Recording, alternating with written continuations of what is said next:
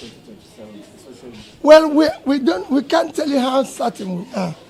What we are saying is that the process through which people come into office is far more fundamental than even what they do when they're office. If the process is faulty, you're likely going to have bad governance. You're not likely to have corrupt governance because the process through which they come into office is corrupt and they will sustain the corruption. If it is bad, it is going to be bad because there's no way people can come from a bad process and do the right thing.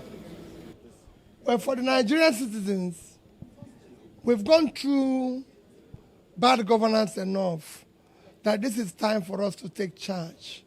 It is time for us to say enough is enough.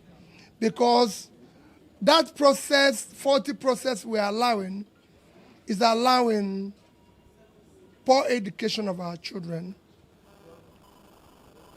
allowing increased infant mortality because of no primary health care, allowing hunger, despair, unemployment.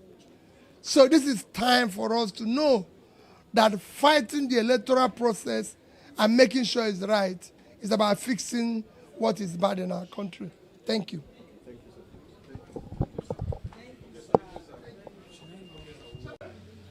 Yes, given what we've said here and what you've actually heard, the bottom line is that we need to change the narrative for a better Nigeria, for a Nigeria that is good, security-wise, health-wise, education-wise, and a lot more, because we cannot continue to be doing the same thing every day and be expecting a different result.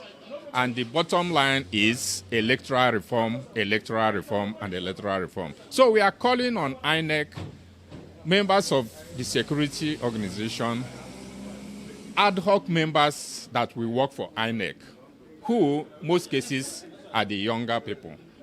They should know that this is about each and every one of us. Let them do the correct thing so that we will have a society that will be very, very, very, very beneficial to us. My name is Emeka Patrick Ude. I'm the convener for military veterans for Peter Obi, and I'm the author of this book. The book is more of a biography about the CPO, the obedience, the pioneer, the birthplace of the obedience. The obedience started from the CPO. So this is more of a biography about the CPO and how the chronicling of the obedience movement, how we started, how we mobilized Nigeria from the grassroots, and how we mobilized the diasporas, the contribution, all those things, and put it together to make up the obedient movement. So we're happy that this book were able to be launched well, and we had the opportunity of having most of the people invited. Unfortunately, the executive governor of Akpoti wasn't able to be here. They should read it. Yes.